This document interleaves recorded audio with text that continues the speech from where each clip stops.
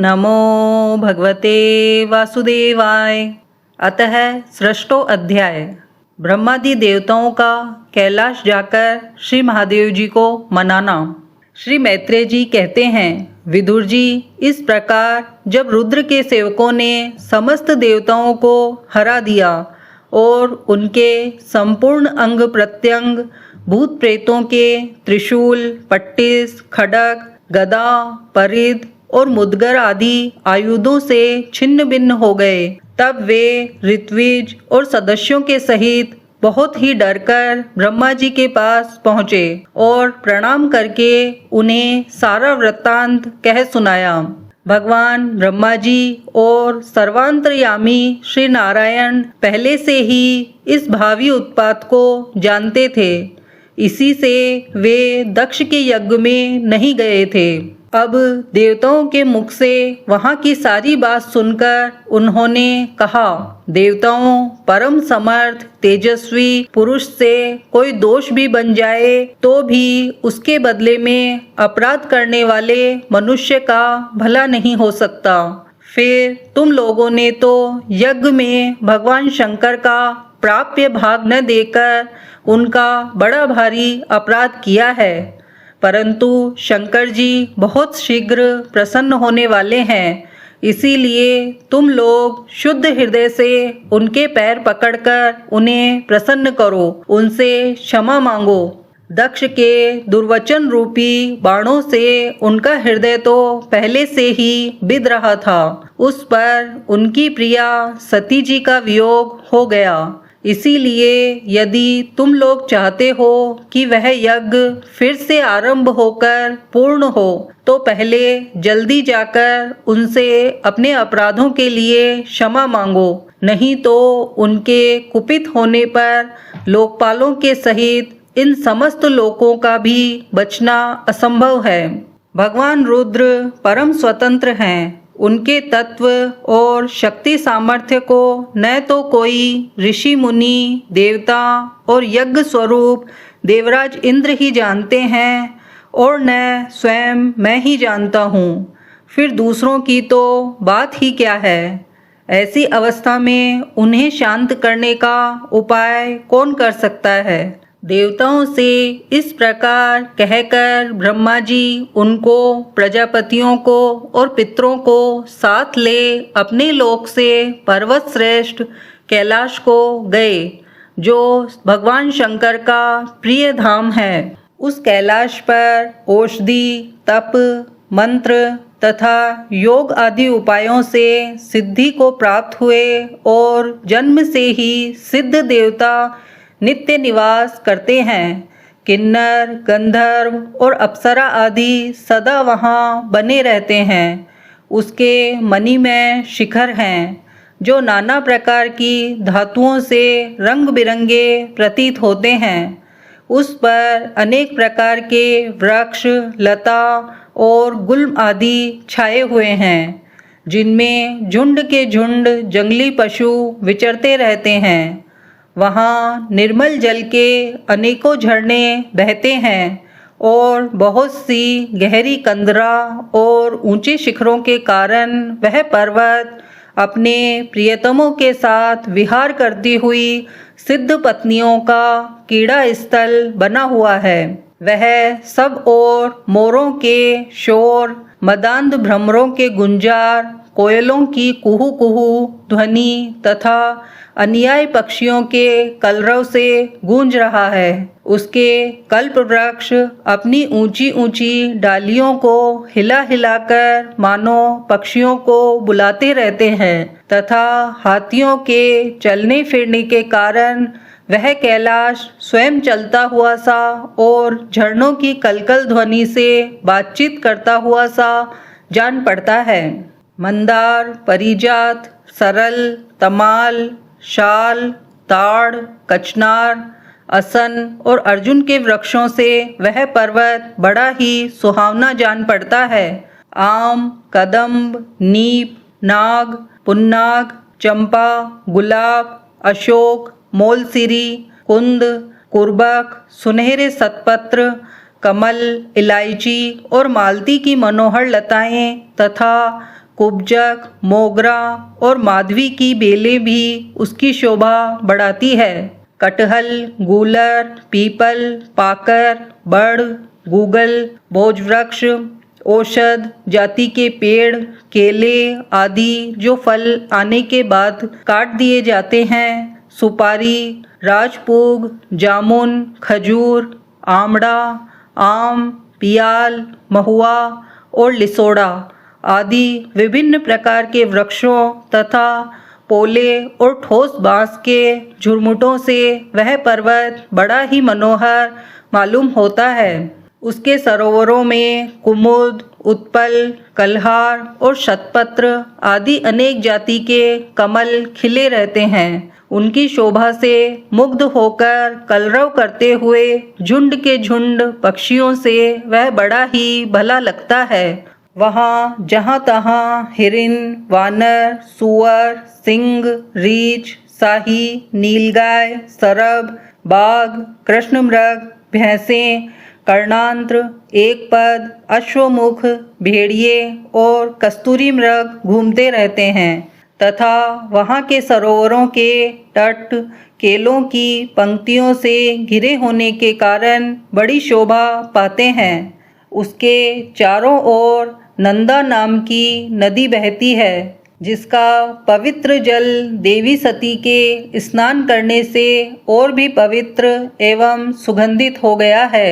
भगवान भूतनाथ के निवास स्थान उस कैलाश पर्वत की ऐसी रमणीयता देखकर देवताओं को बड़ा आश्चर्य हुआ। वहाँ उन्होंने अलका नाम की एक सुरम्य पुरी और सौगंधिक वन देखा, जिसमें सर्वत्र सुगंध फैलाने वाले सौगंधिक नाम के कमल खिले हुए थे। उस नगर के बाहर की ओर नंदा और अलकनंदा नाम की दो नदियां हैं। वे तीर्थपाद श्री हरि की चरण रज के संयोग से अत्यंत पवित्र हो गई हैं। विदुर जी उन नदियों में रति विलास से थकी हुई देवांगनाएं अपने अपने निवास स्थान से आकर जल क्रीड़ा करती हैं और उसमें प्रवेश कर अपने प्रियतमों पर जल उलीचती हैं। स्नान के समय उनका तुरंत का लगाया हुआ कुचम कुमकुम धुल जाने से जल पीला हो जाता है। उस कुमकुम मिश्रित जल को हाथी प्यास न होने पर भी गंध के लोभ से स्वयं पीते और अपनी हथनियों को पिलाते हैं। अलकापुरी पर चांदी, सोने और बहुमूल्य मणियों के सैकड़ों विमान छाए हुए थे, जिनमें अनेकों यक्ष पत्नियां निवास करती थीं। उनके कारण वह विशाल नगरी बिजली और बादलों से छाए हुए आकाश के समान जान पड़ती थी। यक्षराज कुबेर की राजधानी उस अलकापुरी को पीछे छोड़कर देवगन सौगंधिक वन में आए। वह वन रंग बिरंगे फल, फूल और पत्तों वाले अनेकों कल्प वृक्षों से सुशोभित था। उसमें कोकिल आदि पक्षियों का कलरव और भौरों का गुंजार हो रहा था तथा राजहंसों के परम प्रिय कमल कुसुमों से सुशोभित अनेकों सरोवर थे। वह वन जंगली हाथियों के शरीर की रगड़ लगने से घिसे हुए हरी चंदन वृक्षों का स्पर्श करके चलने वाली सुगंधित वायु के द्वारा यक्ष पत्नियों के मन को विशेष रूप से मथे डालता था। बावड़ियों की सीढ़ियाँ वैदुर्य मणि की बनी हुई थी। उसमें बहुत से कमल खिले रहते थे। वहाँ अनेकों किम पुरुष जी बहलाने के लिए आए हुए थे। इस प्रकार उस वन की शोभा निहारते जब देवगन कुछ आगे बढ़े, तब उन्हें पास ही एक वटवृक्ष दिखलाई दिया। वह वृक्ष 100 योजन ऊंचा था तथा उसकी शाखाएं 75 योजन तक फैली हुई थी। उसके चारों ओर सर्वदा अविचल छाया बनी रहती थी, इसीलिए धाम का कष्ट कभी नहीं होता था तथा उसमें कोई घोंसला भी न था। उस महायोगमय और मुमुक्षुओं के आश्रयभूत वृक्ष के नीचे देवताओं ने भगवान शंकर को विराजमान देखा। वे साक्षात क्रोधहीन काल के समान जान पड़ते थे। भगवान भूतनाथ का श्री अंग बड़ा ही शांत था। सनंदन आदि शांत सिद्धगण और सखा यक्ष राक्षसों के स्वामी कुबेर उनकी सेवा कर रहे थे। जगतपति महादेव जी सारे संसार के सुहृद हैं, स्नेहवश सबका कल्याण करने वाले हैं। वे लोकहित के लिए ही उपासना, चित्त की एकाग्रता और समाधि आदि साधनों का आचरण करते रहते हैं। संध्याकालीन मेघ की सी कांति वाले शरीर पर वे तपस्वियों के अभिष्ट चिन्ह भस्म, दंड, जटा और मृगचर्म एवं मस्तक पर चंद्रकला धारण किए हुए थे।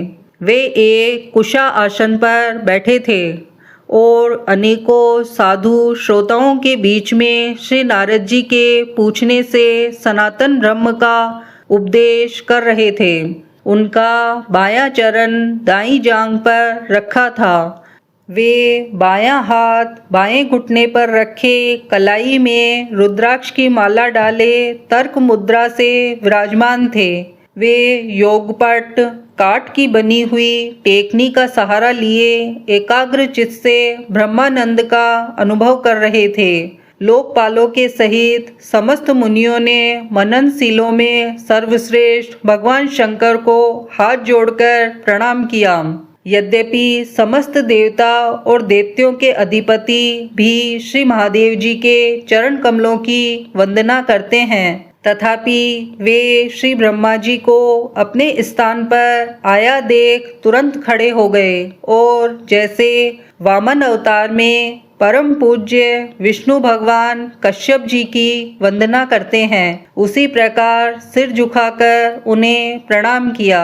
इसी प्रकार शंकर जी के चारों ओर जो महर्षियों सहित अनुयायी सिद्धगण बैठे थे, उन्होंने भी ब्रह्मा जी को प्रणाम किया।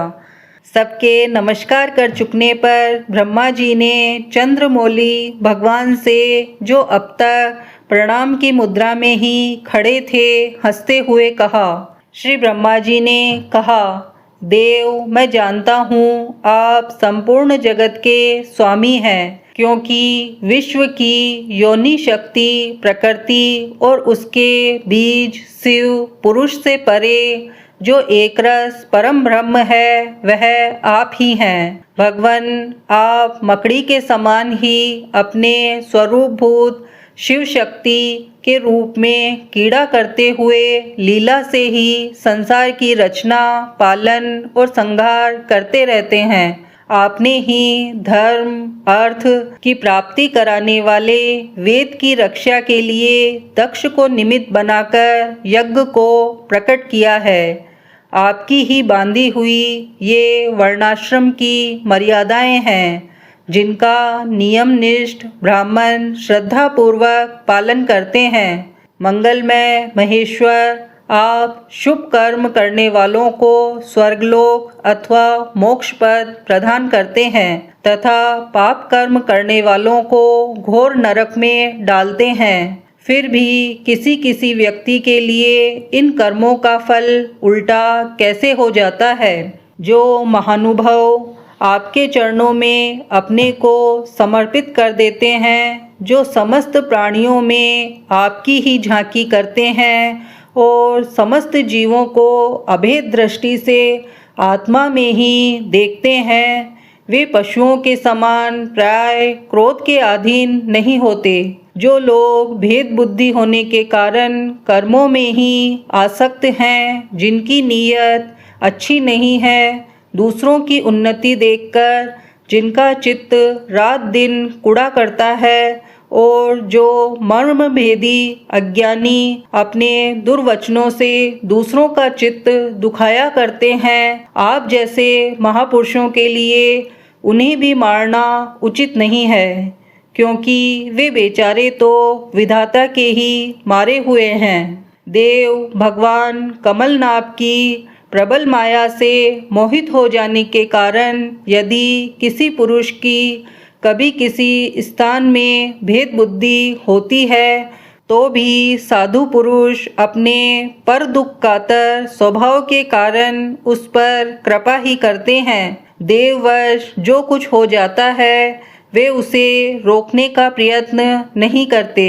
प्रभु आप सर्वज्ञ हैं। परम पुरुष भगवान की दुस्तर माया ने आपकी बुद्धि का स्पर्श भी नहीं किया है। अतः जिनका चित्त उसके वशीभूत होकर कर्म मार्ग में आसक्त हो रहा है उनके द्वारा अपराध बन जाए तो भी उन पर आपको कृपा ही करनी चाहिए। भगवान आप सबके मूल हैं। आप ही संपूर्ण यज्ञों को पूर्ण करने वाले हैं। यज्ञ भाग पाने का भी आपको पूरा अधिकार है। फिर भी इस दक्ष यज्ञ के बुद्धिहीन याजकों ने आपको यज्ञ भाग नहीं दिया। इसी से यह आपके द्वारा विध्वंस हुआ। अब आप इस अपूर्ण यज्ञ का पुनरुद्धार करने की कृपा करें। प्रभु ऐसा कीजिए जिससे यजमान दक्ष फिर जी उठे, भक्त देवताओं को नेत्र मिल जाएं, भृगु जी के दाढ़ी मूछ आ जाएं और पुषा के पहले के ही समान दांत निकल आएं। रुद्रदेव अस्त्र शस्त्र और पत्थरों की बौछार से जिन देवता और ऋत्विजों के अंग प्रत्यंग घायल हो गए हैं आपकी कृपा से वे फिर ठीक हो जाएं। यज्ञ संपूर्ण होने पर जो कुछ शेष रहे वह सब आपका भाग होगा। यज्ञ विध्वंसक आज यह यज्ञ आपके ही भाग से पूर्ण हो। इति श्रीमद्भागवते महापुराणे पारमहंस्या संहिताया चतुर्थ स्कंदे रुद्र सांत्वन नाम षष्ठो अध्याय।